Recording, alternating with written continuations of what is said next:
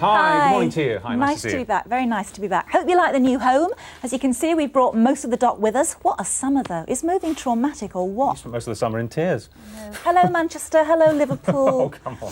She's settling in very well, very well. Listen, the tricky bit, actually, was diverting the River Mersey to run past the window here, but we've got great plumbers. Anyway, for everybody else who moved recently, the phone-in is on moving, and Lily Savage is here, believe it or not, to take your calls. She carries quite a lot of baggage herself. She's a baggage. Yes, new home, but we've kept the number, as you can see, and here's the rest. Well, an exclusive interview with one of Hollywood's hottest, Sandra Bullock, on how she landed the part to die for in A Time to Kill. It's a great film. She's here, 11:15.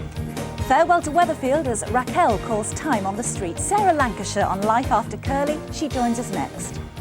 And we're calling time on summer as well, as we look at the best in autumn fashion. Clarissa Turner picks out the hot new colours. That's at about 12:05. And brand new kitchen, same old cook. Susan Brooks turns up the heat on the hob at 11:05.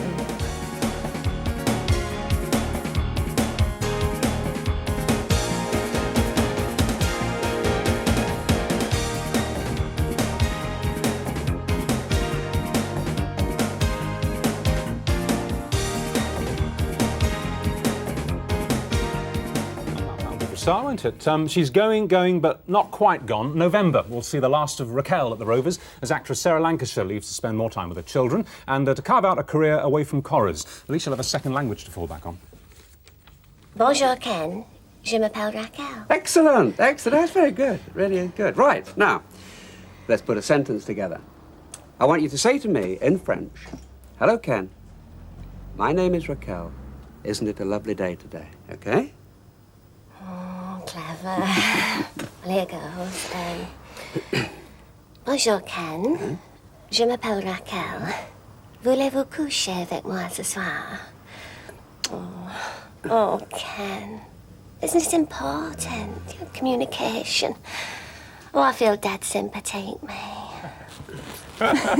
And we all love Raquel. But I remember the last time we talked to you, you'd only just started, hadn't you? Yeah, I think it was about 5 years ago. That's right, and you were an instant hit. And in fact, it is you, isn't it? It's you who's actually made the role what she is, because when your role was very limited when you first came in, wasn't it? Well, I think I was talking to one of the researchers, and she was saying to me that I'd said in the first interview something like, "Oh, Raquel's never going to get any decent storylines," and boy, have I had to eat my words. But it's partly, I mean, don't be modest, because I think it's what you invested in Raquel. You wanted her to be slightly different. You didn't want her to be quite so hard and bitchy. You wanted her to be dizzy, but at the same time with a very strong heart. Yeah, I mean, I wanted to play a character that I wanted to stay with, to be absolutely honest. Mm-hmm. And if the character wasn't appealing to me, and the way that Raquel was initially written really wasn't the sort of character that I wanted to play, and I kind of altered it into something that I would have been happier with, and naturally the writers picked up on that. I mean, it's you have to give the writers tremendous credit, because you know the storyliners and the writers are the ones who've led her through the traumas. So there's a kind of etiquette to this then. You can't actually go into a sort of a smoke-filled bar with the writers and say, look, I want you to do this with the character. No. You have to send them messages in the way that you actually play the lines that they give you. I mean, it is like a tennis match in that they pick up on what you're doing, and hopefully you're giving them a lead and they're giving you a lead. Yeah.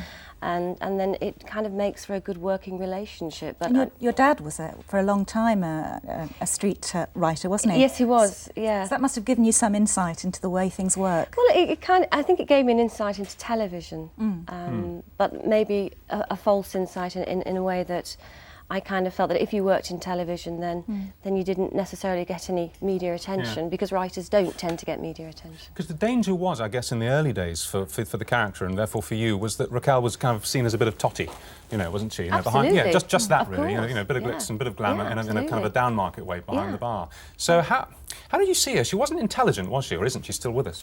Well, she's not. She's not intelligent, but she's instinctive. Yeah, she is instinctive.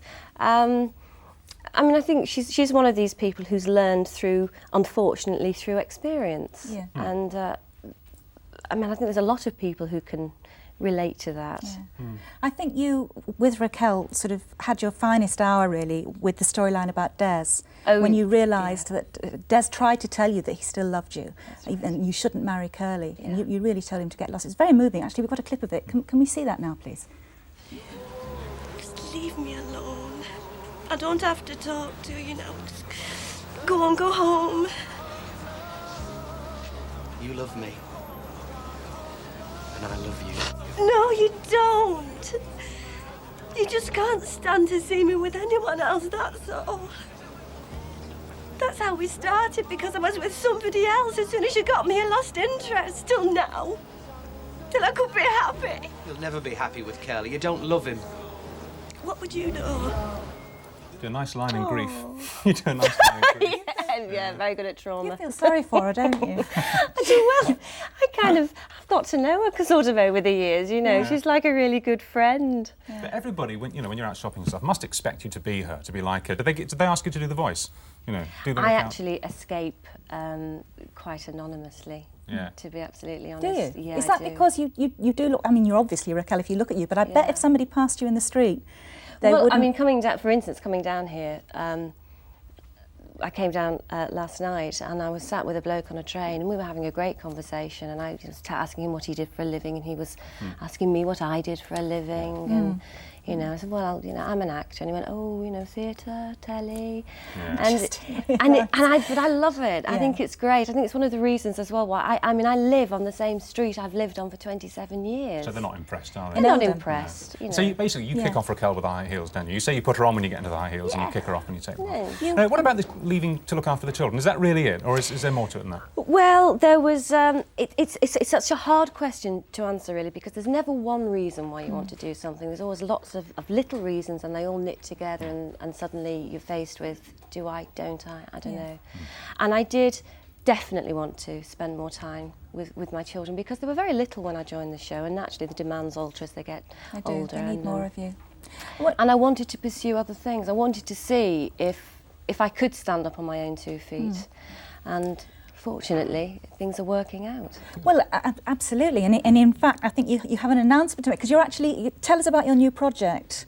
It's called Where the Heart Is, and we start filming in November. It's very much a feel-good factor show. It's a family show. It's about nurses. Yeah, the central characters are district nurses, and it revolves really around their work, but more so their home lives. And it's got a little bit in for everybody. It's very wryly humorous in places and very sad in other places. And who's your character?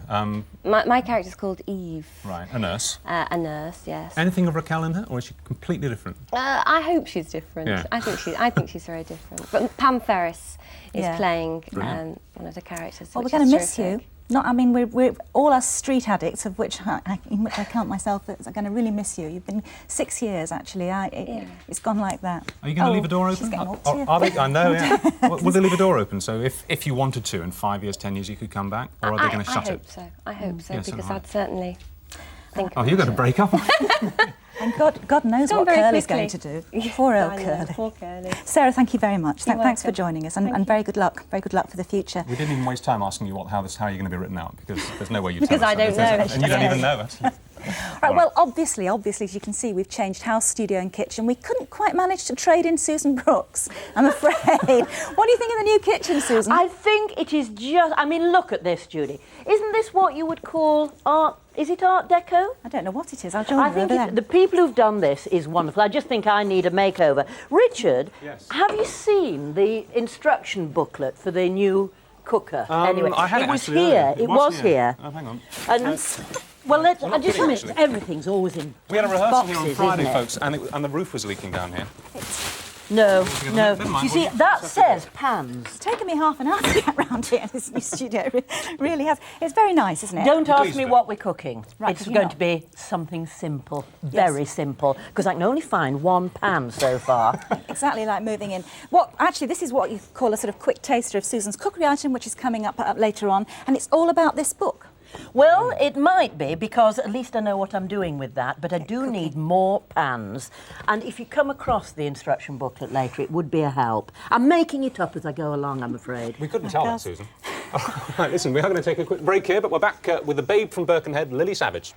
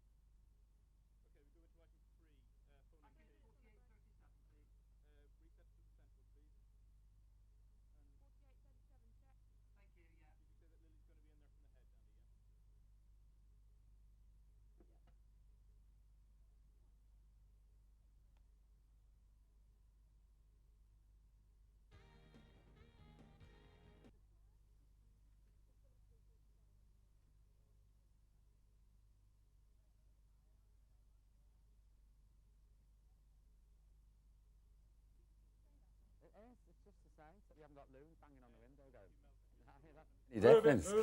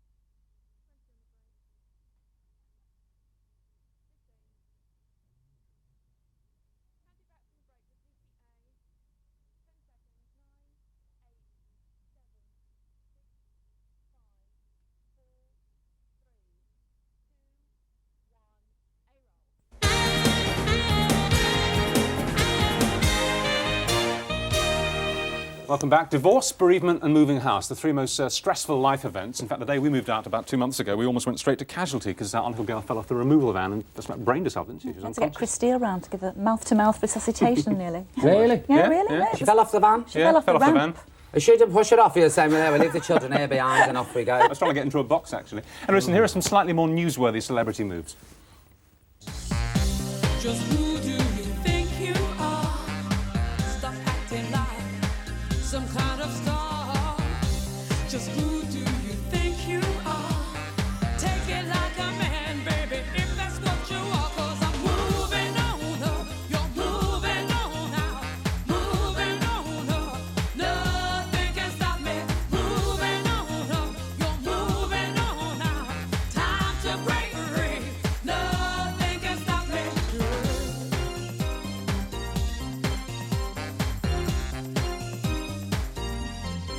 They brag a man has walked in space, but you can't even find my place. There ain't nothing you can do, 'cause I've had enough of me, baby, being part Nice garters. I haven't got a clue. As I'm sure you've realised, Lily's with us, Chat Lily there, Savage. viewers. 'Cause you moved a couple of weeks ago. Well, you see, when I was a kid, Judy, we used to move about 4 times a week, seriously, because my mother would park a caravan and then all the neighbours would be screaming, burn the witch, burn the witch, so we'd have to move on again. So last year, I lived in a little flat for 13 years and I moved. And I sold it for quite a lot of money to 2 Americans. Now, I haven't told Lambeth Council yet that I've sold it, but I'll cross that bridge when I come to it. So, and I only moved down the river. Yeah. It's very nice. I walked in today. It was Did you? lovely. Do you know, I miss the old docks. Yeah. Wouldn't you think it'd be lovely with old sailors and dockers and, ooh, wonderful, because it'd be a profitable experience then walking down as well. Because you know the old saying, what do we do with a drunken sailor? Wait till he's asleep and rob his wallet. Honest to God, that's what I always say. Well, I mean, you were just saying you miss the people walking past. I miss them all banging on the window going, hiya, ma'am. That's it, because they can't get up here. Well, they'll be can on they? stilts in about a week, We're I reckon. thinking of putting an escalator in, actually. It's very similar, though, isn't it? It is. It's a home from home. Did you bring the lino with you and Yeah, everything the down? same- Everything. same So it's a big lino. hole in the floor now up in Liverpool. Shocking. You'll see Fred, though, later. Oh, is Fred Yeah, come? Fred's Is he still doing doing his map house here? No, No, because it's as Fred said technically last year, it's a tidal river, right? So Oh, it is? So he'd Float sink, past. basically. Yeah. He'd float past. So Bye. he's doing it from the dock. Bye. So he's up in Liverpool, is he still on the map? Yes, still on the map. Just Yeah, about. He was later on. shipwrecked this summer. He went on holiday, was it to the Maldives? Yeah. Yeah, and he got shipwrecked. He was marooned Really? for a day on a desert island. He thought he was going to die. With a Swiss couple who couldn't Oh, speak no, English. I've seen anything but a Swiss couple. Well, a Belgian couple. Oh, No, please. even worse. How boring's that? Must have been stuck with the Toblerone as a Swiss couple. No, I couldn't stand it. Anyway, you had a good summer. I did. What Well, you I'm up doing? in Blackpool at the I know, moment. I know. I'm doing a season at the North Pier with Sonia. So we're up there, and it's I love Blackpool because it's a party town, you see. And as you can see, Richard, I've been out 7 nights a week. I'm going to come back from Blackpool in a body bag. Honestly, I am. And but the worrying thing is, I'm getting so used to Blackpool. I'm thinking of moving. I am, honestly. I'm sort of thinking, I could live up here. Beach, you know. Are you there until the lights go off or go on? No, the lights are on now. Oh, they were switched on last week, yeah. I didn't think they put Yeah, them they on. always do right, at the end of August. Went on beginning Friday. of September. I Yeah. keep looking out and thinking, it looks like Christmas. And I keep rushing out and doing Christmas shopping, you know, and all this kind of stuff, and buying figs and turkeys. But when you first moved, did you feel homesick? When I first moved, I got in there and every night I'd lie there and I go, I want to go home. I couldn't stand it. Honestly, I couldn't get used to it. Yeah. Because it was, you see, for years, I'd always wash my hair hanging over the bath with a pan. You know what I mean? No, I had, honestly, because we didn't have facilities. No. So now I've got this fancy shower, you know what I mean? And I get in and go, and switch it on. So I couldn't get used to all these little things. And like, cookers that worked, you know, and stuff that way. And like sockets. Yeah. I'd go down and look at houses and I'd say, how many sockets have you got? And they'd say, I beg your pardon. And I'd go, oh, look, they've got 8 sockets in the kitchen. Because we had no sockets in our flat, honestly. We had one socket with about 98 plugs in it. It took about fire hazards. You switch the telly on and the whole block would go up. Honestly, it was shocking. So, you know, a bit of fancy living now. It's quite nice. She was terribly homesick. You know. I bet you were. Oh, You you must really have were, been weren't beside yourself. I was a bit. You were? I was. You get used to it, though. They're a bit pushier down here. You just give them a smack now. God damn, you know what I mean? Like, they do. They don't queue and things like that. You have to be firm, Judy, on the tube, no mess, and get out the way.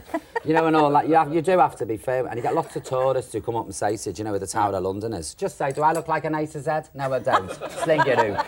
You have to be quite... And do you know what else you get? What I hate? Covent Garden. You get lots of street entertainers. That's right, I hate street entertainers. So do I. They should be used for animal experiments. I'm sorry. And quite frequently, you'd be clacking down Covent Garden, mind your own business, and this fella will come out dressed as a robot. Do you know what I mean? And they do all this. Yeah. I always feel like going, get a job.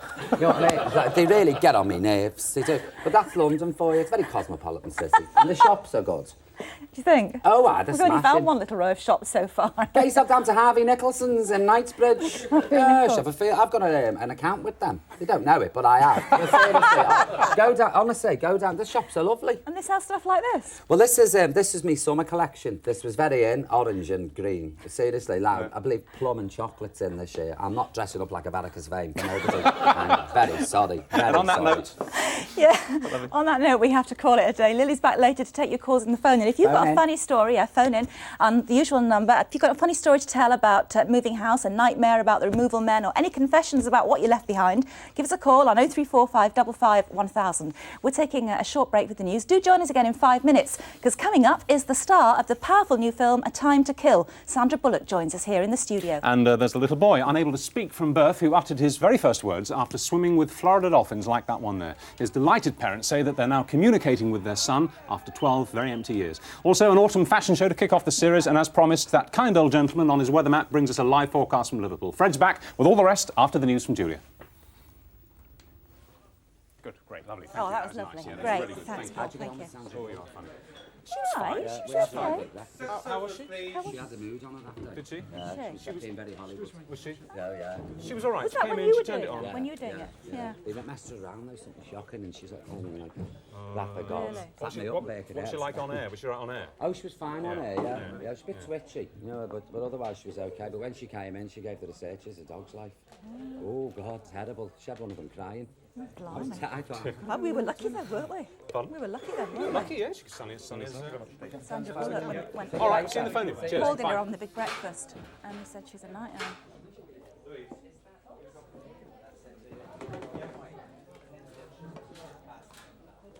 She's very nice, sweet, wasn't she? Yeah? Right, can we rehearse the re-menu, please?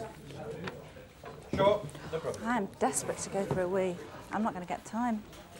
No, it's all right. It's just that the news break's shorter now. You can go during the Sandra Bullock interview. Yeah. All right.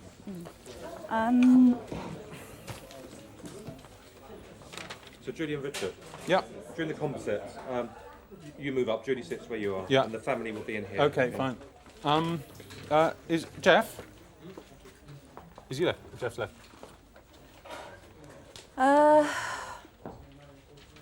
3:30.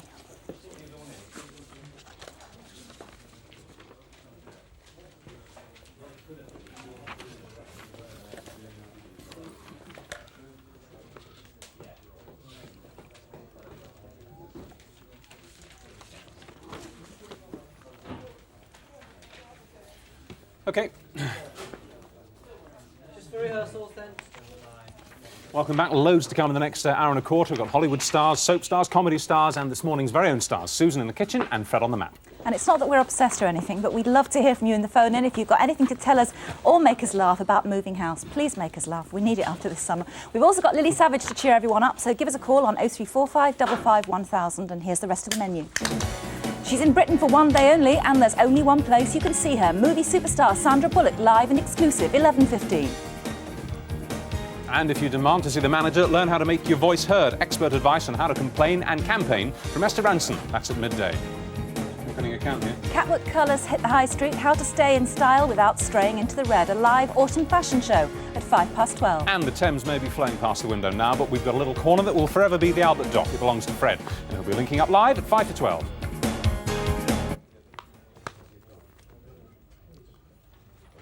Okay. Well, do you want to do it again then, once you're happy? Well, can we do it again, just so we know Well, that no, our hang words on. I must complete my Sandra Bullock link, actually. Okay. It's, Oh, God. Sorry, yeah. Oh, no, I just tripped over some cables. It's funny, I avoided doing that for 8 years at the other place.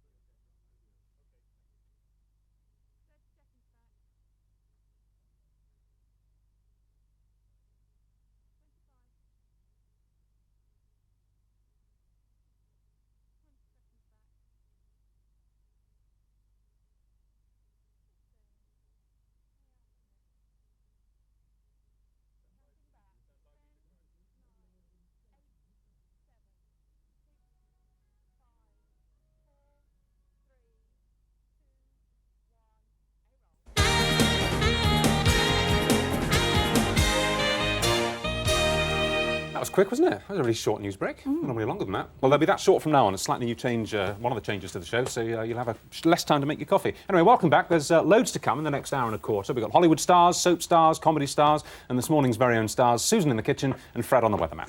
And it's not that we're obsessed or anything, but we'd love to hear from you in the phone. And if you've got anything to tell us or make us laugh about moving house, please make us laugh. We need it after this summer. We've also got Lily Savage to cheer everyone up, so give us a call on 0345 55 1000. And here's the rest of the menu. She's in Britain for one day only, and there's only one place you can see her. Movie superstar Sandra Bullock, live and exclusive at 11:15. And if you demand to see the manager, learn how to make your voice heard. Expert advice on how to complain and campaign. That's from Esther Ranson at midday today. Catwalk colours hit the high street. How to stay in style without straying into the red. A live autumn fashion show, 12:05. And the Thames may be flowing past the window now, but we've got a little corner that will be forever. The Albert Dock in Liverpool. It belongs to Fred. We're linking up live at 5 to 12.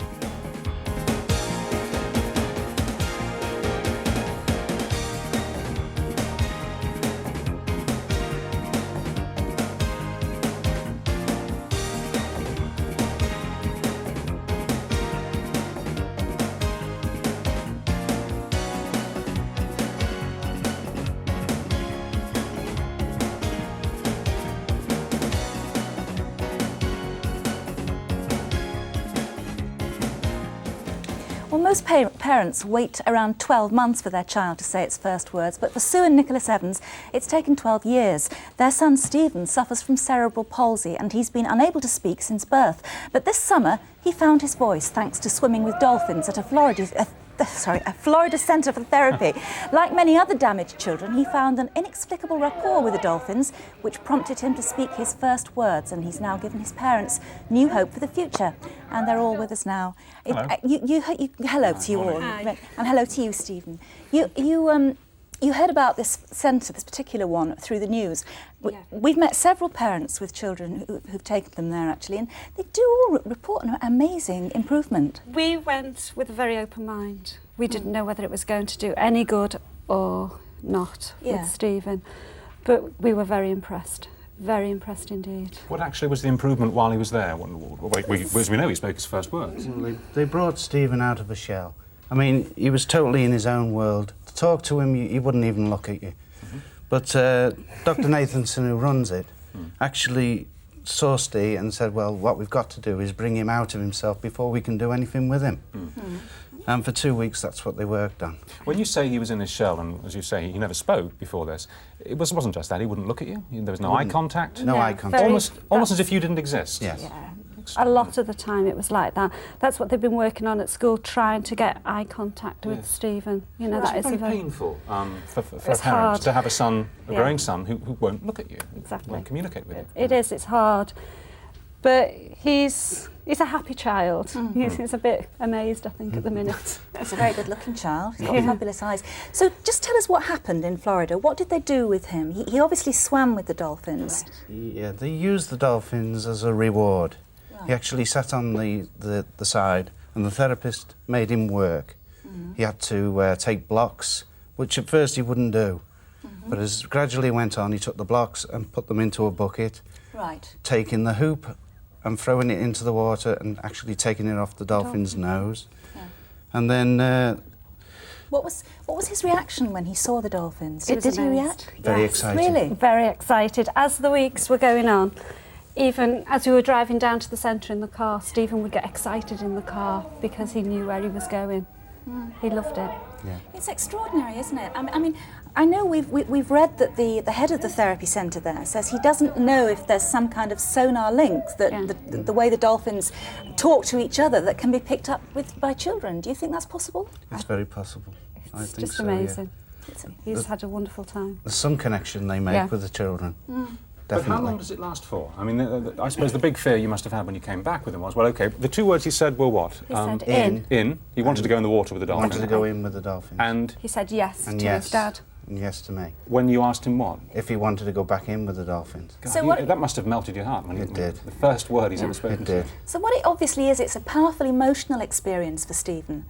He wants to be with the dolphins, and it's something that's moved him more than any other event in his life. It is, yeah. And has he changed now? You say he was totally in his shell before. Has he changed now? He's more receptive. Yeah. He looks at us when we speak to him, and he does a lot of things we ask him to do, whereas before he wouldn't. He wouldn't. He's getting and he's getting noisier. Yes. Much more noisy, yeah. He's found his voice and he's using it. I noticed, the thing is, we couldn't show what he was looking like when we showed the film of the dolphins there, but he was completely focused on the screen, wasn't he? Yeah, Yes. definitely. Watching himself. He loves to see himself. Well, you use that as a reward now, don't you? Yes. Yeah, We have the training video. So if he does what you ask him to do... He can actually see himself in the water with the dolphins and his therapist and that sort of thing. And gradually, throughout the tape, we have to do exercises with him. Pause the tape. He gets to do the exercise, he gets the reward. So if we say that 0 was the level of communication you had before you went, and 100 is perfect, where is he now on that He's scale? very low. Very low. But it's something to work on. Yes. We've got a basis to work on now, whereas we didn't before. Will you go back? Definitely, if we can. If we can afford it. What does it cost? How much does it cost? About 8,000 in all. 8,000. A lot of friends... It was over 5,000 just for the treatment. Yeah. And then, obviously, the travel and accommodation and everything. God, I bet you wish you lived there. I It's so sad, isn't it? when It's they a have to shame come we don't back. have anything, Like that in this country. It'd be wonderful. There's children there that have been 5, 6 times, and it's remarkable what they've done with them. Absolutely, like Katie Phillips. Yes. The little girl who was brain damaged That's by right. Nurse Alec, Beverly That's Alec. right. Yes, She was out there last week when we were there. The last week we were there. Right. I know that she really enjoyed herself as well. Yeah. And she's so come on all the very well. cynicism that you might have had before you left is gone. As far as you're concerned, this works. Quite how, you don't know. We don't know But how. you're the parents, you can feel it, you can see it, and it works. It works. I mean, it's not. It may not be perfect for Stephen. It's not going to get him to say sentences, and we don't think. But if it helps him to communicate with 1 or 2 words, then it's a benefit. And if you can see the happiness on his face, and you can feel that reflected in his relationship with you, then it's worth it, isn't it? Yeah. Did you feel anything at all when you were watching the dolphins? You were obviously quite close to them, but did you feel anything, an extra dimension of feeling? Or We was sense? allowed to stroke the dolphins. Right. Yeah, we were allowed to go down and stroke the dolphin, and that was wonderful. You know, I mean, but we didn't actually get a chance to go in, did we? No, I didn't ask. No, we didn't get a It's over chance. time for you. Well, listen, congratulations on the success you've had, and I really hope that you can get back there. So do we. And the improvement carries on. It's good stuff. Thank you very much. Thank you. Thanks for being here. Nice to meet Okay, nice to see you. Bye, Stephen. Bye, Stephen. See you. Bye-bye. Bye. Bye. See you. Yes, direct eye contact, both of us. Bless yeah. him. All Good right. stuff. Okay, bye. Bye now. All right, we've given her a new kitchen, so now it's time for Susan to sort of cook for her supper. We'll come over in a minute, Susan. Go on. Well, I found a couple of pans, Richard, and we're cooking away here. I'm doing something very simple that doesn't use a lot of pans or equipment because you know what it's like in a new kitchen, and I haven't even unpacked everything yet.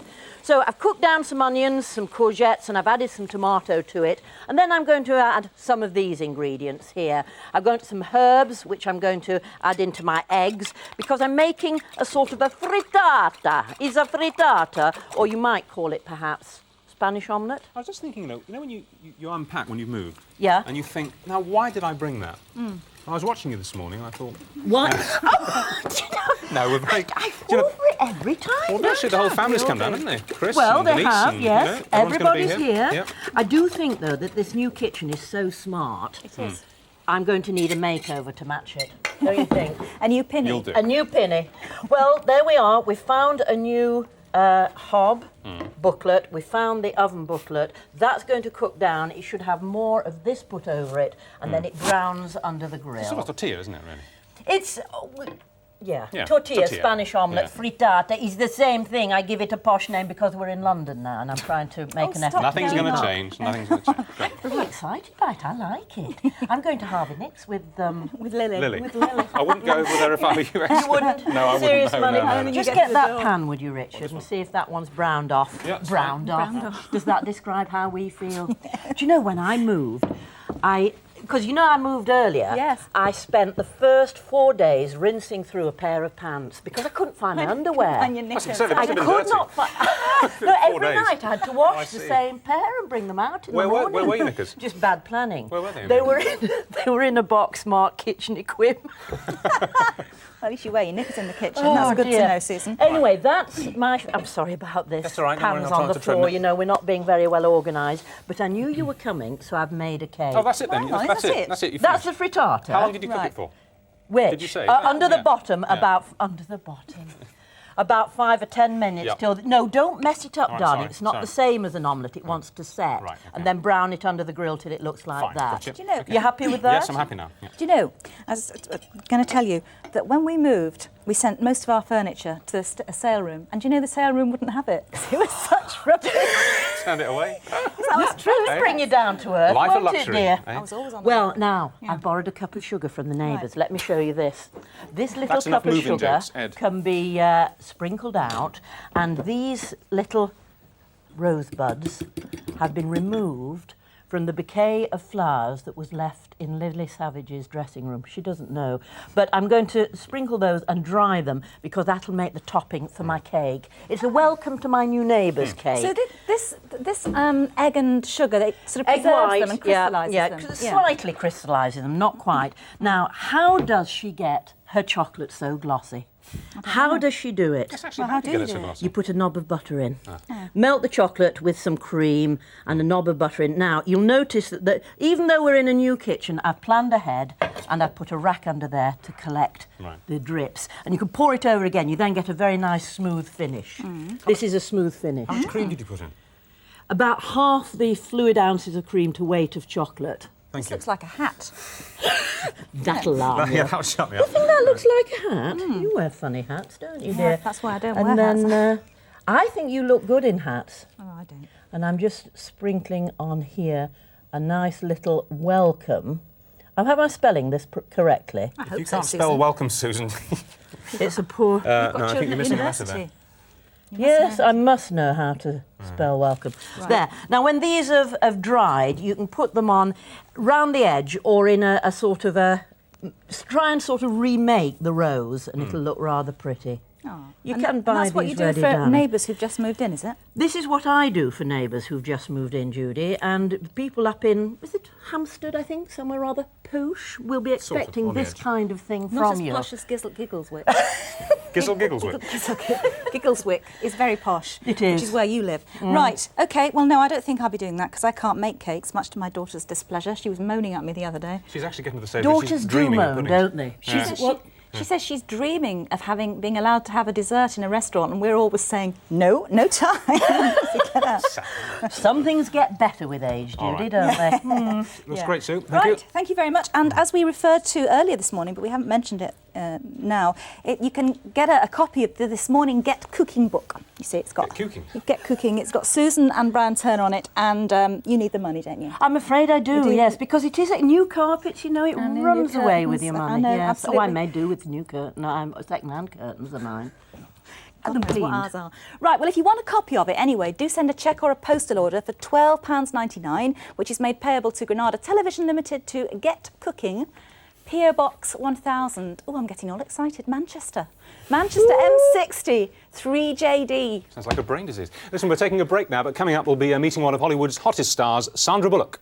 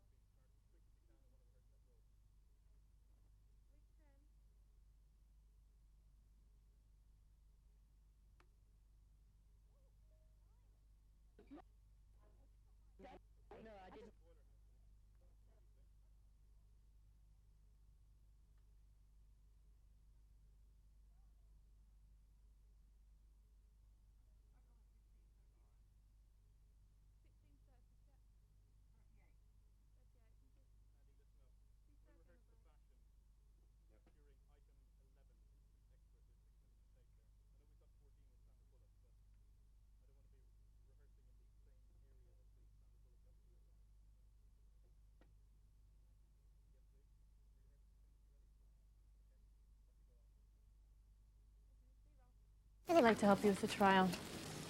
What makes you think I need help?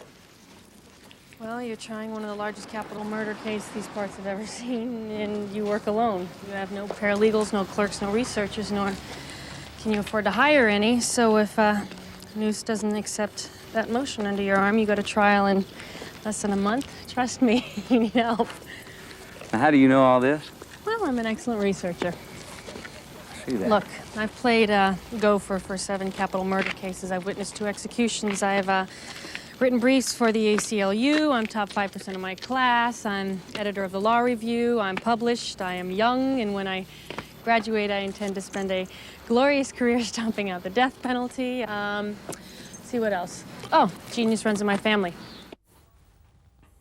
Well, they're saying you're sort of out Julia-ing Julia Roberts, and you know you are the number one, you know, the coming award winner.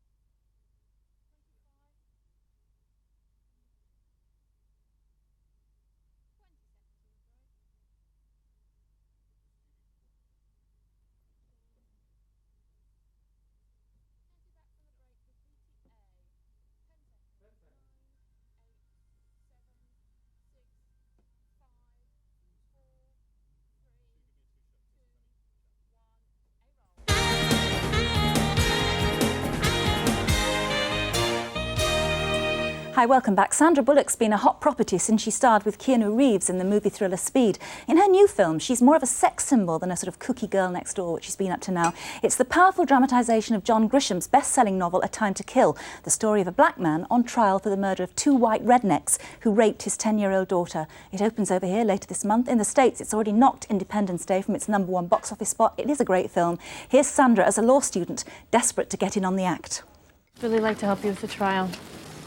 What makes you think I need help? Well, you're trying one of the largest capital murder cases these parts have ever seen, and you work alone. You have no paralegals, no clerks, no researchers, nor can you afford to hire any. So if Noose doesn't accept that motion under your arm, you go to trial in less than a month. Trust me, you need help. Now, how do you know all this? Well, I'm an excellent researcher. See that? Look, I've played gopher for 7 capital murder cases. I've witnessed 2 executions. I've written briefs for the ACLU. I'm top 5% of my class. I'm editor of the Law Review. I'm published. I am young, and when I graduate, I intend to spend a glorious career stomping out the death penalty. See what else? Oh, genius runs in my family. Well, they're saying you're sort of out Julia Roberts, and you know you are the #1, and you know the Cumming Award winner par excellence and everything. Are you sort of used to that as an idea now, that you are so huge? No, I mean, I could never, achieve to fill Julia Roberts' shoes. And there's so much room for everybody. I mean, there's so many people and so many great scripts and so many parts, obviously, because we're seeing more and more of them. Is it true, though, that they keep you apart? The Yes, they separate us. If we're in Yeah. the same town, they keep us at separate hotels. Why? Because we'll hit each other. No, I'm joking. We're getting ready to talk about doing a little something to get a little socializing. I've always wanted to meet her, and just because of work situations, we've never been together. But I really attribute her to the reason that I was able to work. Do you? You know, absolutely. Because there is a strong physical resemblance. Is there? I mean, I don't see that, but I sort of, she broke a mold, which was, they really held firmly to a certain image for a long period of time, and people like myself didn't really fit that, Well, what image was that, The then? sort of Elle McPherson, Claudia Schiffer mold, that one? Yeah. I know the one you mean, yeah.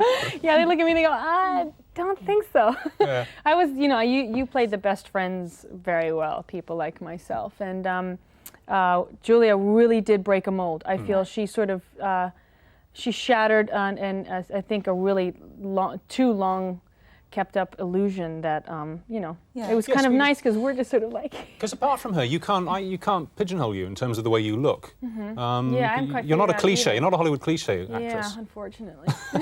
Well, up till now. No, but what you did, certainly up until A Time to Kill, I mean, you've done a lot of sort of very nice cookie girl next door types. A Time to Kill is much more powerful, isn't it? I mean, did you see that as a departure? I was going to take a lot of time off because I felt I'd done everything that I'd been offered. I did it. I was doing myself an injustice. If I was going to do anything along those lines again, it was completely wrong. Right. My work wasn't getting any better. And doing comedy to me is something that's really easy just because I do it every day. Anyhow, so I wanted to take some time off, and then Joel came to me because I'd known him for This is a the while. director. Yeah, Joel Schumacher, Joel Batman, client. He wrote Car Wash. Did you know that? No. That's what made me love him. Anyone who could write Car Wash. Okay, there's a bunch of guys, really big afros, and they wash cars. I mean, and it's a hit. He's off the wall. Yeah, he's anyone who can come up with that is, in my book, genius. Well, Did he persuade John Grisham to let him direct the film? Because I mean, it is very, very powerful, and I noticed from the credits that Grisham was very much involved. Yes. This was something that Grisham did not want to let go of. It was his first book. It was something that he really protected. And after Joel directed The Client, John Grisham was very happy with that, apparently. Then Joel convinced him to give him the book. And he was very reluctant, but having trusted what Joel had done with The Client, he then subsequently gave it up. And as Joel was saying today, he wasn't nervous until he had to show it to John Grisham and 30 of his friends. He didn't, It doesn't open here till September the 13th. We caught a preview yesterday. And honestly, we did think it was really good. We really enjoyed it. It was very, very exciting. What bothered me slightly at the beginning was when the Ku Klux Klan entered the scene with all this ridiculous garb and robes and stuff. You thought, how are they going to avoid allowing a little bit of glorification? In the same way that you get a bit of glorification when you see Nazis strutting around in their uniforms and everything. What I liked about it was, though, that the cops, about every 15 minutes in the film, give these guys a good slapping. don't they? There's always a moment Well, of... originally, I was the one that got the slapping. And then he said, okay, Sandy's getting slapped too much, let's slap the KKK. It's the first time I've seen police violence actually justified on screen. Justified, yes. Yes, go on, hit him Beating again. everyone Just for it, one more it's time. Your co-star, I'll get this right, Matthew McConaughey. Just wave, the name works. I'll just translate that, Matthew Just McConaughey. wave, McConaughey. There was this, is it true that this is his first big part, his first major part in a movie? Yeah. He's what I would consider a character actor in a leading man's, unfortunately for him, stuck in a leading man's body. He's done a lot of character work. I don't know if you saw Boys on the Side or he's hysterical in that. You would never know it was him. He did another film called Dazed and Confused. Once again, you would never know it was him. He has no problem embarrassing himself and making himself look as bad as possible. Well, but you wouldn't think was he's possible. Mr. Good Looking and Mr. Glamour in the He's film, isn't he? handsome man, we call him. Yeah. Well, Judy watched it. There was one other woman in the audience, wasn't there? And you both were quite... Did you gasp? Yes, I didn't, Sandra, no. Well, you look quite pleased, especially I was competing with Matthew. Everyone was looking at him, so I was like, can we put less clothes on me? We've got there is a very nice scene in which you allegedly, I don't know if this is true, in when you're actually filming, you do see his bottom. His buttocks, yes. His buttocks. Yes. Did you really see them? Yes, I did. But as hard as it is to believe, it's he wanted to wear the underwear. I said, but you know what? That gives me no motivation whatsoever. So I asked him if he'd take off his underwear, and he was really good about it. Being his first film, you'd think he'd be a little reluctant, but he's very comfortable with his body. Well, let's see the motivation in this scene for you then. Okay. What I need from you, Rohonk, Do tell. is a way to discredit the state's shrink, Dr. Roadheaver. Unless you discredit the shrink. Carl Lee does not have a chance. Ah. Sorry, sissy. I think he's got a very good chance. Here you go. I think you're gonna live. All right. Thanks. Good butt. And was it? Well, I mean, it's nice. I mean, I gave him some workout tips afterwards because, as you age, things do drop. Yeah. And no, his butt was fine. Yeah. Glad to hear it. Not that we're reading anything into this, but you're working with him again, aren't you, in a film that you've actually We've already written? done that 6 You've months done that. ago. Yeah, we co-produced a short film, and he acted in it, and I got to direct him. Yeah. And this time I thought maybe it'd be best if he kept his clothes on for this shoot. And it was a comedy. I didn't want, I love the other guy, actually, Kevin Spacey. Kevin He's Spacey fantastic. and Oliver Platt. You're talking about such a gifted cast that, any Donald one of them Sutherland, he just could have looks switched so roles. wonderful. I mean, you take Kevin, Oliver, and Matthew, and even Samuel for that matter, and you could have switched any one of these people, and each one of them is so bloody gifted. There's nothing that they can't possibly do. Yeah. And being in a boys' club like that, you'd think would be, a little frightening, which it is at first, but it just invigorates everyone. You walk on set and you feel it. Yeah. The energy and the talent. Now you've made it, and you're there. Made what? Begins made the name, and Up in Lights made a mess. There is this instinctive thing which happens in the American media as well as here, which is okay, let's start to pick some holes, and they can't seem to get anything on you. I mean, do you want me to give you some? Yeah, please. Yes, because Okay, they're all watching well, with Penn's boys. All right. Let's see what, you No, do seriously. notice it. You feel the pressure. You Yeah. feel the pressure of, maybe I didn't screw up enough as a child. And I really didn't. I had a very strict mother. I want to make that very perfectly clear, who had a great backhand. I grew up in a very, very strict household. I wasn't allowed to car date, which means get in a car at all with anyone until I was 18. So granted, on my 18th birthday, I didn't come home till the next morning. I basically hung out in my friend's car. We just hung out, and we just didn't want to come home, so we just sat in the car. But how did you have dates when you were 16 and 17? I mean, how did you get around? What's this? Loser? Didn't have any dates. Didn't have any dates. Well, I did have a high school boyfriend for 4 years, bless his heart. He hung in there. Yeah. But he also hung out with a lot of the other girls, too, so he had to. You're kind of more a friendship in a gang than No, on your I own. was his girlfriend. There's a lot of other people were his girlfriend, too. Do you mean that your mother wouldn't let you go in a car with another girl? No, she was deathly afraid that I'd come home mangled. I wasn't allowed to leave the house in the car unless it was just to go down the street to get her something. I said, now you're such a hypocrite. I'm allowed to leave to get you something, but like if I need something like mascara or nail polish remover, it's a no-go. She said, absolutely not. Oh, well, at least you knew what the So rules there's were. less chance of me getting in an accident getting, creamer for the coffee than there was for me to get a nail file. I don't understand the logic behind that, but apparently there's something because I'm here today to talk to you about it. You're very close to your family, aren't you? Especially your sister. You have a little sister? How little sister. She's taller than I am, smarter, and she's a lawyer. Interesting. She just graduated law school. I basically became her. Did you?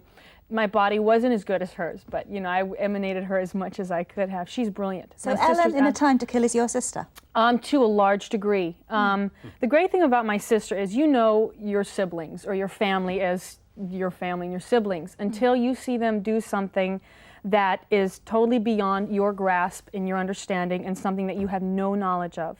And they just become an incredibly different person. And I would watch her. I remember I saw this tape of her in a debate. She was part of the moot court team, which is a team of law students who go around the country debating issues. She was on both sides. I always knew she was a good arguer. She's younger, but she always won the arguments. I would hit. She would win by using her head, so I would just flail. She completely didn't resemble my sister. She was so beautiful and strong and magnetic in how smart she was, and I was in shock. And this was before I even got this part. This is obviously a severe case of sibling rivalry, I can tell. Well, I mean, we have absolutely nothing in common except that we, you know, wear each other's clothes. That's about the only similarity that we have, and we balance each other really well. Is she pleased for you? Is she proud of you? She's very proud of me. What's great is that I've always been incredibly protective over her.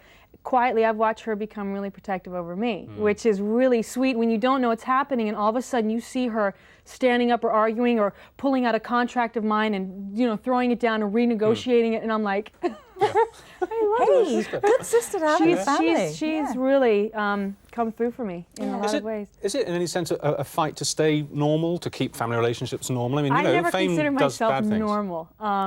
The same as you were. I had to inform my family had to deal with a lot of hardships in the sense that, you know, I do it, you hear certain things are going to happen to you, but nobody says, go protect your friends and family, because if you don't give up information, they're going to give it up. Yeah. And sometimes people do. I mean, you have, you know, your high school sweetheart selling a story to the Star, and you're like, oh my God, and they show a picture of you, you know, prepubescent, and you're like, oh God, why that picture?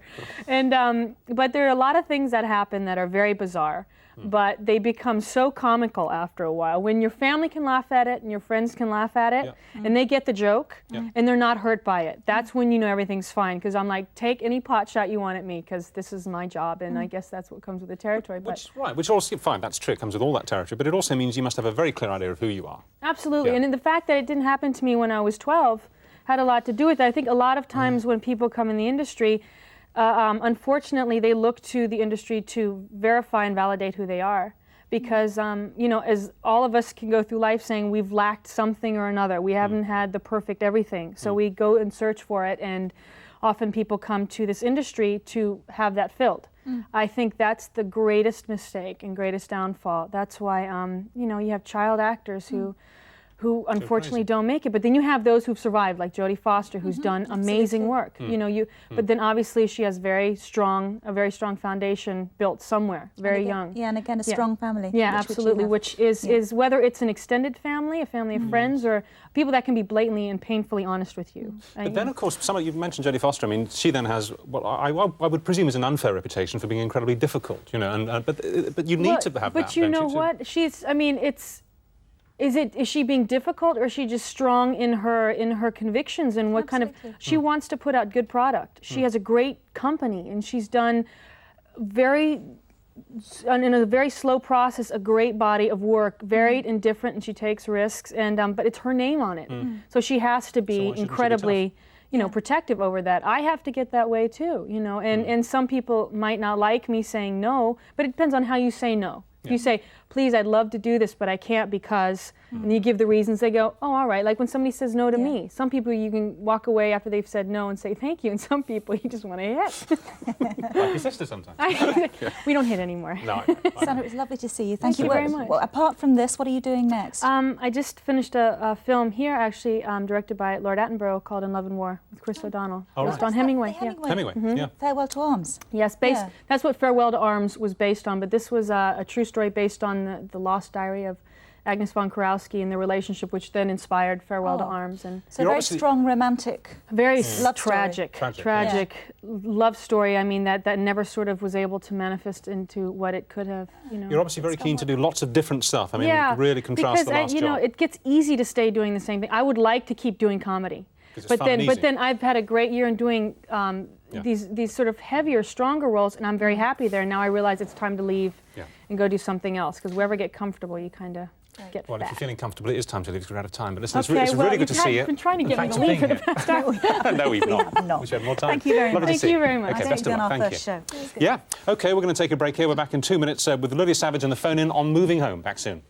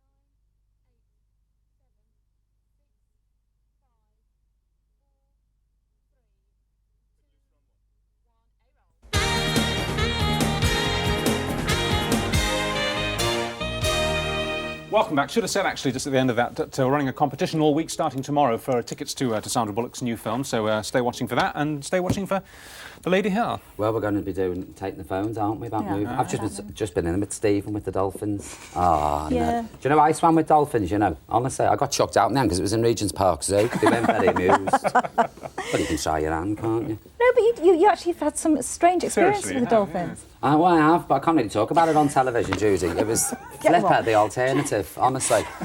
Trying to get a straight answer from you. No, I have, because I couldn't swim, you see. Yeah. And so I had to jump in with this fella in a life jacket and goggles. I had the life jacket and goggles on. And these two dolphins, and because they knew I couldn't swim, they were really gentle with me. And they showed me their baby, honestly, serious. And they're all going, you know how dolphins go. Yeah. And they were larking about with the people who could swim. Oh, they were splashing going. them and They were everything. all over splashing with them. But with you, it was me, very they were really gentle. Because gentle. you were terrified and they sensed it. Yeah, well, they must, probably heard me screaming, get away from me, get away from me, Probably get away, terrified get of away, you. get away. They were terrified. There's platinum blonde. They probably thought I was Ursula from The Little Mermaid. Yeah. All right, well, look, we've got lots of calls in, so we'll go straight to our first one. Sarah, who's calling from Lancashire. Hello, Sarah. Hello. Hello. Hi. How are you? Which bit of Lancashire? Parboiled. Oh. Piebald. Parboiled. Oh, I know, Not yeah. parboiled, parboiled. Yeah. And you moved from South London? Yes, Hersham in Surrey. Because I used to live in And we moved Vauxhall. up in August. And my husband got a job in Chorley about a year ago. And Never mind, didn't get a transfer. Pardon? I said, never mind, didn't get a transfer. So what, I mean, how do you feel? I'm all right now I'm here. I was very, very emotional when I left. But now I'm up here, I absolutely love it. And the children can start their new school tomorrow. Right. And I'm looking forward to it. So I know how you feel. It's a bit of a big move. It's very strange, isn't it, when the removal van goes down the street. You know, you close your door and the removal van goes down the street with your whole life in the back of it. It We feels thought very it looked like a bric-a-brac store, actually. We got all our rubbish in the back. Yeah. Did you take everything with you, or did you dump stuff? Did you, like, say, were you ruthless and said, no, I'm not taking that? I was very ruthless.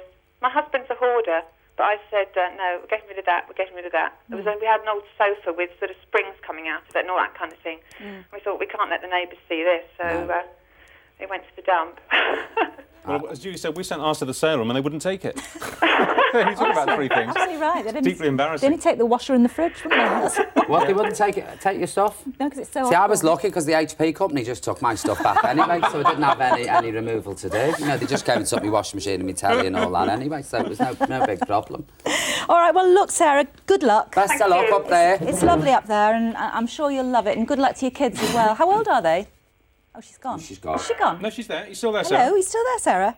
No, never mind. She's gone. The New system satellite's here. gone down. The link's gone down from Chorley. Moving swiftly on. See, South London, we're just down the road. I used to live in Vauxhall. It's gone very posh now. They call it Vauxhall. Seriously, they do. The Rue de la South Lambert in Vauxhall. Seriously, since I've gone, it's gone up markets. And now I've moved down there, they're all moving. Honestly, it's terrible. OK. Look, Mark is calling us from Guernsey.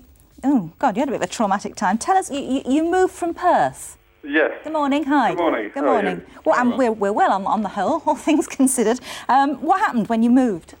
I was moving down from Scotland and Poole Ferry Terminus. I went there about 6:30 in the morning. So. And to my knowledge, the left luggage should have been opened. So I went there to leave my luggage, but the boat wasn't going to leave until 9 o'clock that night. It wasn't. I found out from one of the dockers that it'll be open about 9 o'clock in the morning. So I put a note on my luggage saying I'll be back around 9 o'clock to put in left luggage. And I went into the town to get some breakfast. I came back at 9 o'clock. I found out all my possessions were blown up. Blown up? Is this like a local ritual? I don't know. To commemorate the opening of the left luggage office. Who blew it up? Who blew it up and why?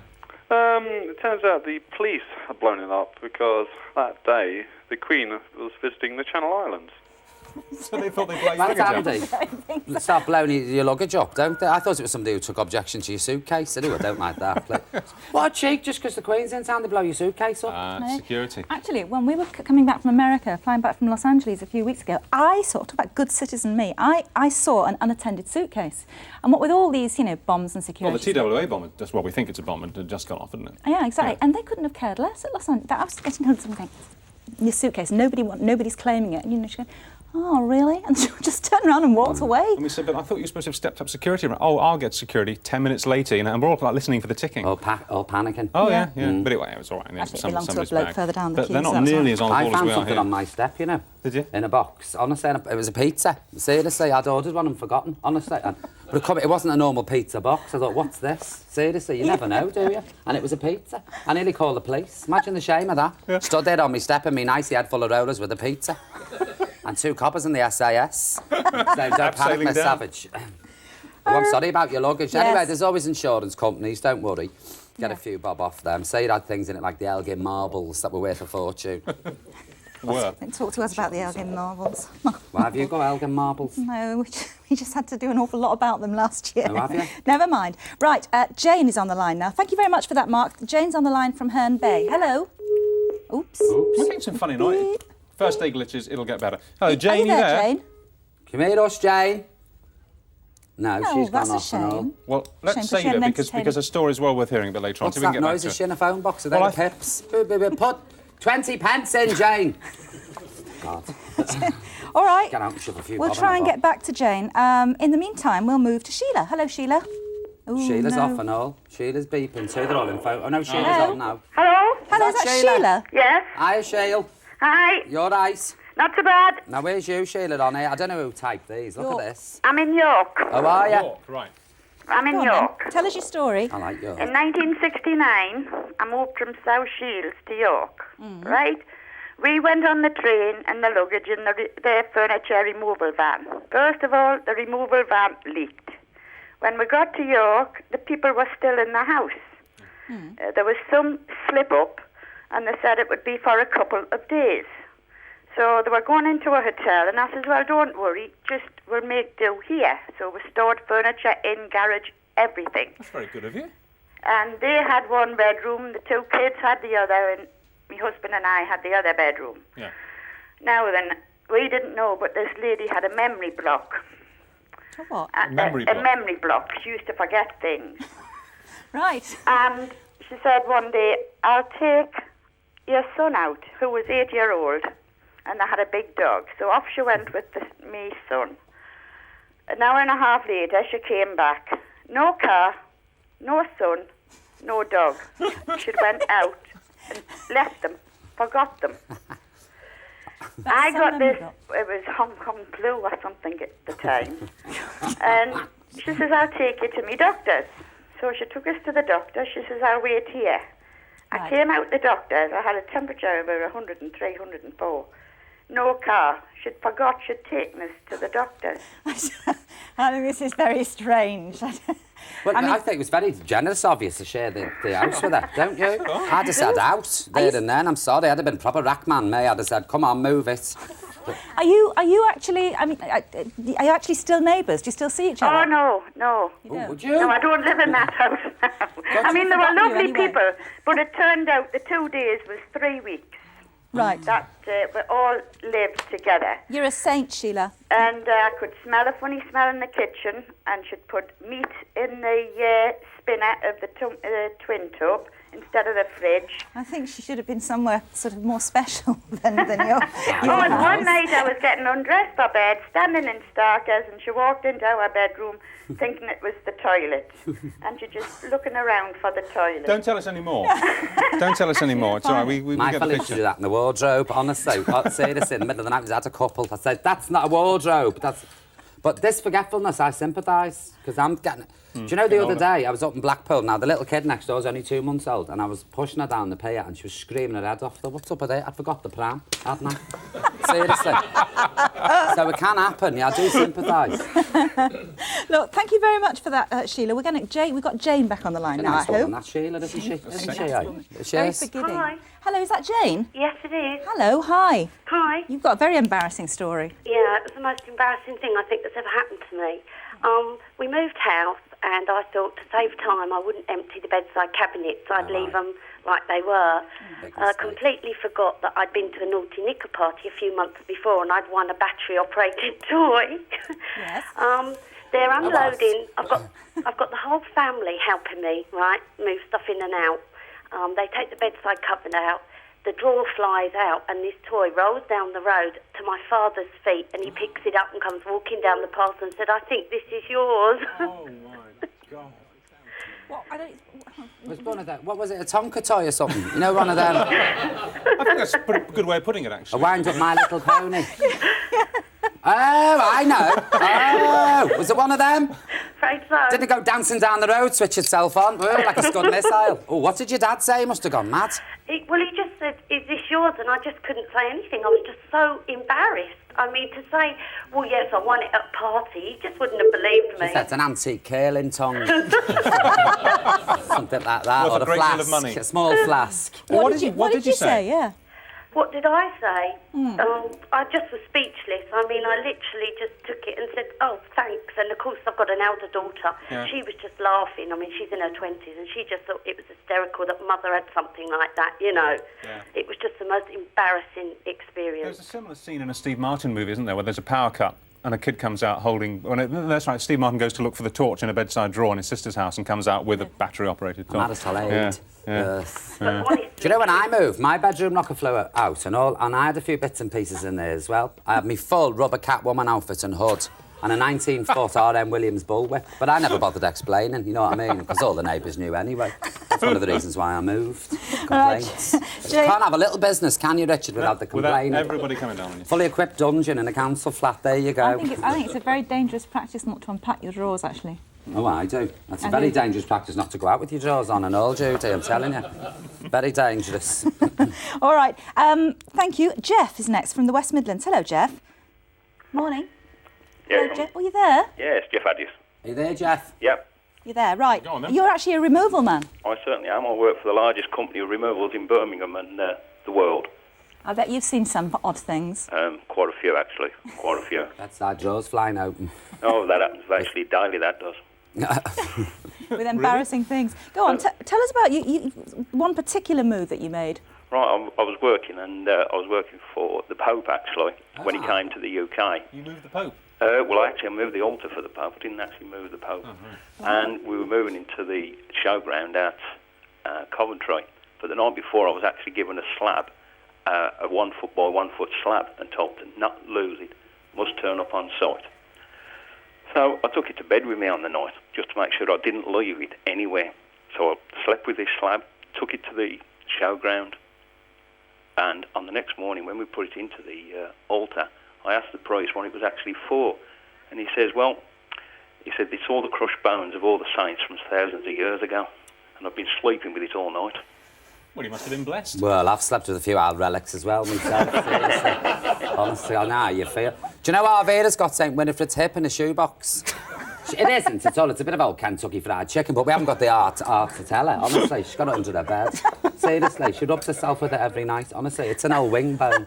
Serious. So did you meet the Pope, Jeff? No, actually, but I was sat in the Pope's chair and actually gave blessings. And what did the Pope say? Get out of my chair. Sorry, come on, sling your hook.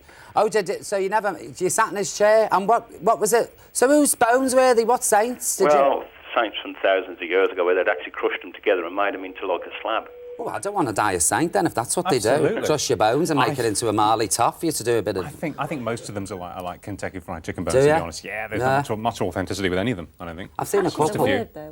When you see people's ashes on the piano, like my dad's were for a while, before we scattered them over the... Do you know my friend? Yeah. Now, he's got to take his mother up to Brora in Scotland. Now, his mother's in an urn, right? Now, the mother's sat on a mantelpiece for the last 5 years. So I said, now, come on, you've got to get her up to Brora. He said, she wants a full piper, on the sleeper. So you can't have a piper on the sleeper. So do you know what we did? We went up and we put a Walkman with headphones with Jimmy Shand and his orchestra on the urn. That urn was up and down the buffet, 90 mile an hour, I'm telling you, dancing. Seriously, that's the truth, that. Wonderful thought. OK, thank you very much, Jeff. Have we got one more Carol from Sussex? I helped Archbishop Rusty move, when he went from Lambeth Palace. Me and Arvira went down with the pram. Oh, yeah. Moved the telly and the washing machine for him because, I've been a riot consultant, so I've had experience with the pram and electrical goods in it. So we moved him, shifted him round, because I was only round the corner then. We're like that, me and Runcie, where we were. I lent him a tea towel, by the way. I must get that back. Go on. We've got one more call, and I was wrong. It isn't Carol, it's Michelle. Hello, Michelle. Hello. Hello, hi, what's your story? Hi, Michelle. Hello there. How are you? I'm very well, thank you. How are you? I'm not too bad, considering it's the middle of the day. I don't stop coughing till 2:30 normally. Well, my story was quite good. We're actually moving again on Thursday, but we moved 3 years ago, and we exchanged and completed within 5 days. And we didn't have any company to move us. They were all completely packed and full, and we then went back to our estate agent, who recommended a company in North London, who shall remain nameless, and they were Israeli. They came down and gave me a quote, and the quote was very favourable. We thought, well, we've got nobody else to move us. We're stuck. We'll use them. They moved us over 2 days. It transpired they were eating through my cupboards, through my fridge. They were drinking cans of drink and bottles of stuff. They made long-distance phone calls all around the world. Blimey. We moved 350 yards away, and they lost a variety of things. They told us they'd move us in on by 12 o'clock on that day, and we moved in about 7:30 on a wet December night. A nasty experience, in other words. Did you get any compensation? Oh, it was hard. It was hard. There were copious letters flying backwards and forwards, and we didn't get anywhere near as much as we should have got. But they weren't, I don't think they were covered by whatever union covered these people. Bad luck. All right, bad luck. This is it. Taking all your stuff when you move. Get everything off the catalogue and move. That's what I say, honestly. Seriously, just move. You're right. Can we say, what was the name of the driver who moved us? Was it Ron? Roy and Mark. Roy, we've got your kettle. Yes, we kept your kettle because we couldn't find our own. He travels with a little kettle and a little bag of tea bags because everyone he packs them, don't they? You never actually carry them loose. And you left it behind, Roy. So if you want to pop round and get it when you're in London, it's Well, I thought to be clever when I moved, so I had a carry bag, you see, with tea bags in it, pint of milk, £2 of sugar. That's clever. Yeah, but I didn't have a kettle or mugs. I had the tea bags and all that, but I had nothing to do them in. So you chew them. Yeah, no, we just looked at them, didn't we, and Well, pretended. listen, are you off to Blackpool again? I'm going back tonight. Well, no, I'm going back tomorrow morning because I've got a show tomorrow night. Right. And I'm there till November the 2nd. Living it up. I've got a teleprogram house coming out on that audience yes, an audience with You were Lily invited to Savage. this. We Oh, you can never make it, you two. No, we could. Well, now you're down here, you see, there's no excuse, is there? No There's excuse. no hiding You'll have to place. start going out now. With a social world, it's Yeah. marvellous, I'm Yeah. telling you. But that's going out when? Sometime in November. Right, an evening with? An evening 9 with, o'clock, yes. ITV. It's shame I had questions for you two and everything. Oh, sorry. Shame you never I bet came. you did. I did, so I had a good few good ones. Yeah, I bet you did. I'm glad we didn't go. Listen, Lily, thanks ever so much. It's a pleasure, and best of luck down here. Thank you very much. Best of luck in Blackpool, and thanks everyone for calling in. We're taking another quick break. Coming up, we've got Esther Ranson on how to become an expert campaigner and a live link up to Fred on the weather map. See you in a minute.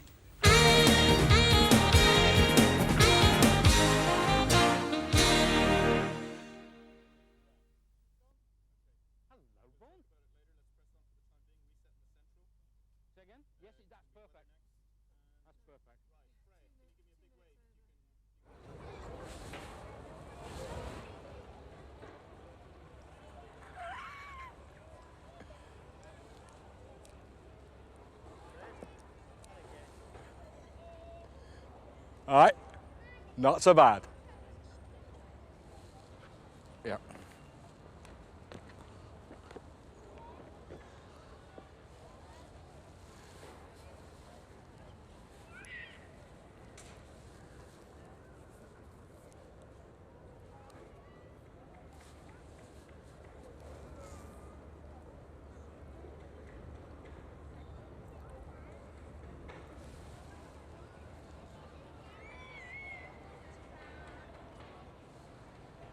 Hello. Not so bad. Are we straight after the break? Yep. How long, sorry? 2 minutes, fine, that's no problem. It's a bit cloudy up here, I'm afraid.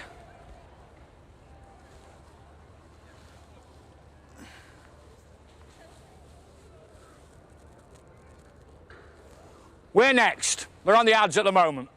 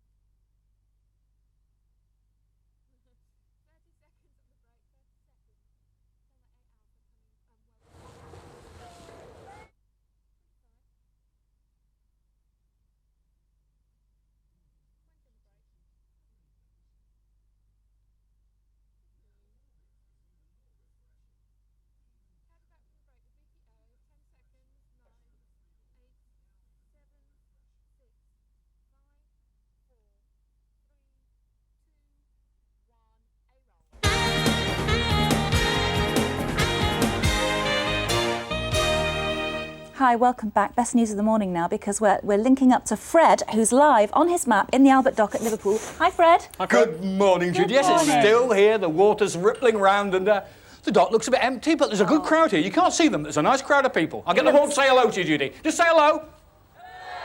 Yeah, just to prove some people. How nice. How nice. Did you have a good summer, Fred? What's all this about you being shipwrecked in the Maldives? Oh, I went to holiday to the Maldives, and what happened was, you know, I like sailing. Yeah. And I took out a catamaran with this Swiss couple I got to know. He was a banker. He actually invested with people with more than 50 million. It's quite amazing talking to him. And what happened was a beautiful day, dolphins swimming past, absolutely perfect, and then I saw this storm coming. And it was too late. We were about 5 miles away from where we're meant to be, so we had to beach on an island and wait for this squall to pass through. It was actually quite scary, because I actually thought you wouldn't see me again. You thought you were going to drown? I did, actually, yeah. I was actually hanging on for dear life. I mean, it really was, well, one of those things. A bit like a November day on the weather map.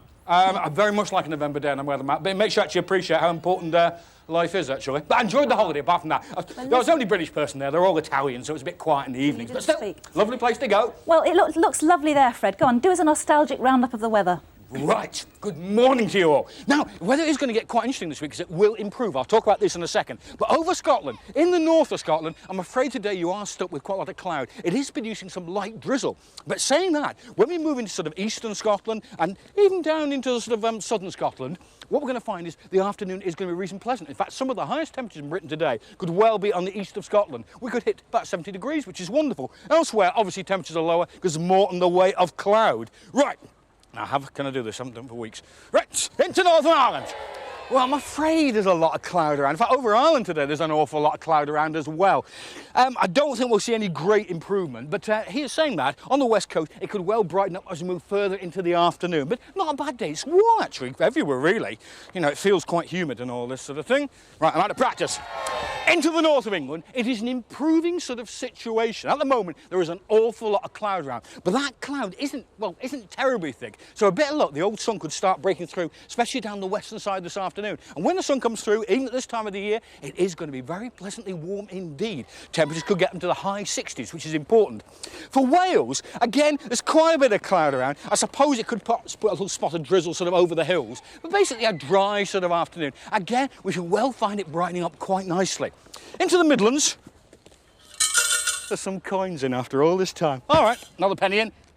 There we are, into the Midlands, and again we have got this kind of cloudy situation. It's a moist airstream over Britain, and this cloud, if you like, extends over to East Anglia and over the southeast as well, and it is producing little bits of drizzle here and there. I don't see any great improvement during today, but things will change. As it spread over the southern part of England, past Old Stonehenge, which isn't quite the right position, down to the southwest, things are an improving sort of thing. We will get some glimpses of the sun, I hope, this afternoon. As for the week itself, because I'm not back till Friday, remember, it's going to be a very nice week, especially down the western side. Plenty of sunshine and some really good temperatures. So I will see you from Liverpool on Friday. Bye-bye. Bye-bye. He's alive. He's alive. He's our mascot, is Fred. Yes, couldn't do without him. Well, Thanks a lot, we'll see you Fred. Friday, See you Fred, soon. if not before. Thanks a See lot. you. Right, time now for a new series we're starting here with Paul Ross. It's called Instant Expert, and today Paul gives Esther Ranson 6 minutes to tell you everything that you need to know about campaigning.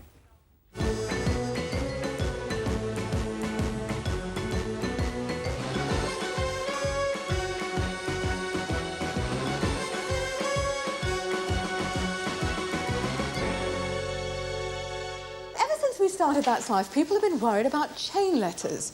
You know, the sort of thing that cajoles you or bullies you into sending off £1 or £5 because they promise in the end, according to the chain letter, you're going to end up a millionaire. Esther, have you always been a campaigner, a fighter? No, I don't think I have. I think it was only when I went to work with Bernard Braden on Braden's Week that I saw how instant the response was, that you put an item on television and the next week you'd get 200 letters on the same subject, so you'd come back to it. And I saw how effective it was, and I got hooked on it. But I'm not naturally the sort of person that thumps a restaurant table and says, waiter, take this back. Not at all. Do you think we need to be more assertive in this country? It would be sad if we became a nation of complainers, wouldn't it? I mean, if we were so aggressive and hostile. Look at road rage. It would be sad if that spread to our restaurants, to our shops. But equally, if things really do go wrong, or if things are so ludicrous you just want to roar with laughter, I think we ought to draw attention to it. I'm all for campaigners. Esther, how should someone go about actually drawing awareness to a concern or problem they've got if they want to start some kind of campaign? Well, firstly, stick to the point.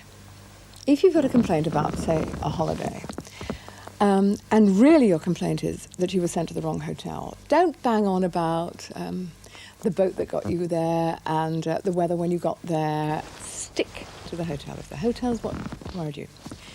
Include what evidence you can. These days, videos are terribly, terribly useful.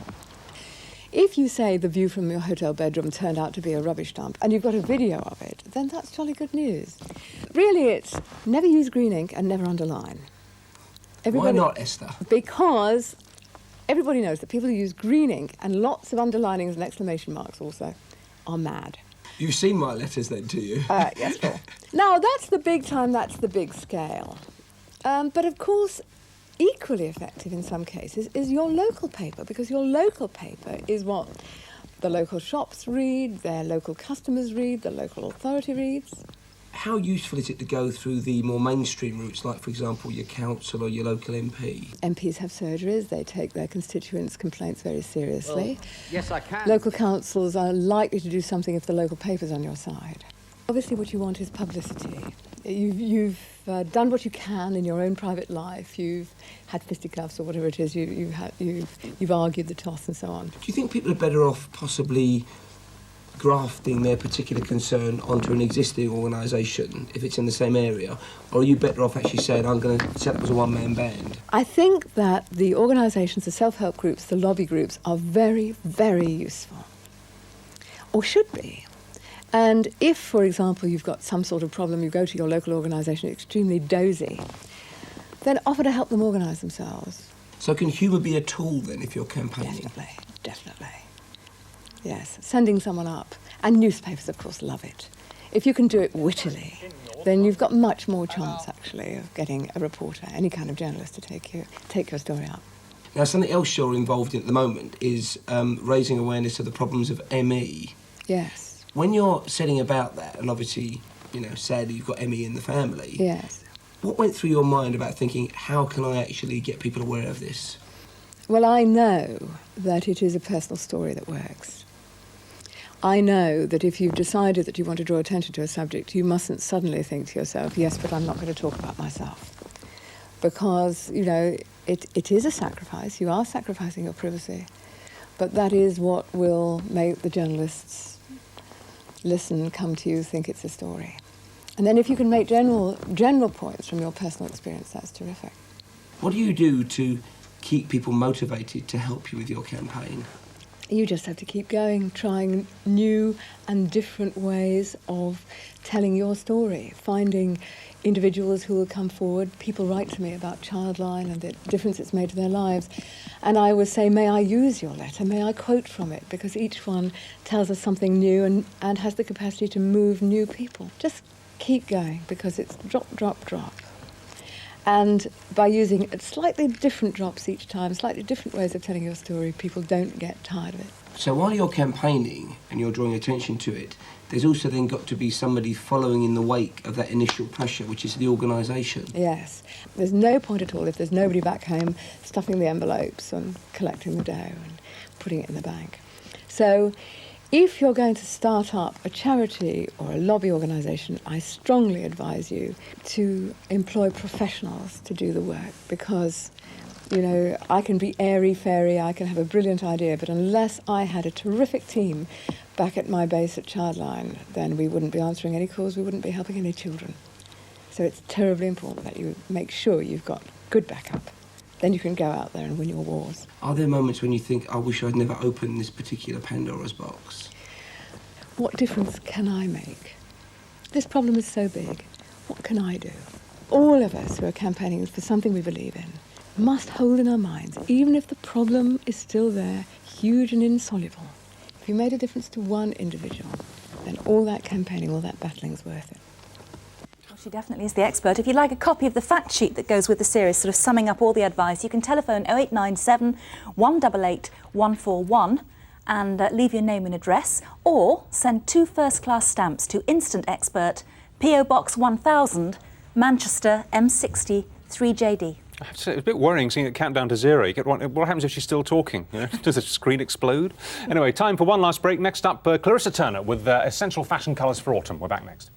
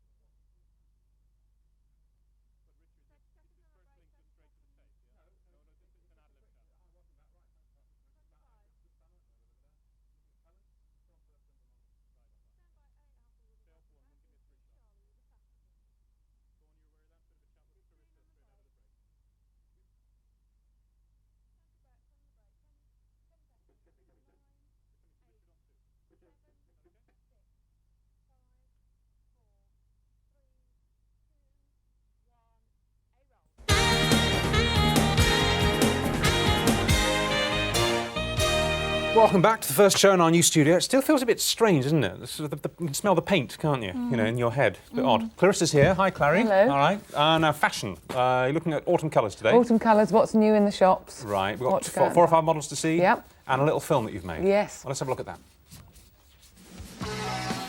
Colour was splashed all over the catwalks when top designers showed their new looks for the coming autumn-winter season.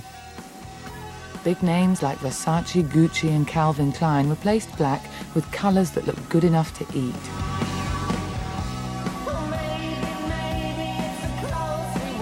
Chocolate box shades are a must-have this season, from bitter chocolate right through to coffee and rich, creamy colours. Purple, berry and plum make up some of this season's most sumptuous shades.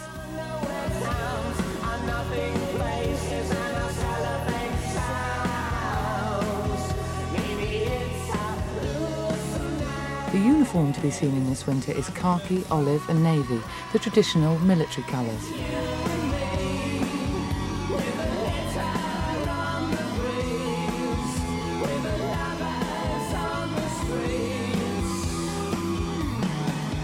Clashing colours and a mismatch of prints proves that this season almost anything goes.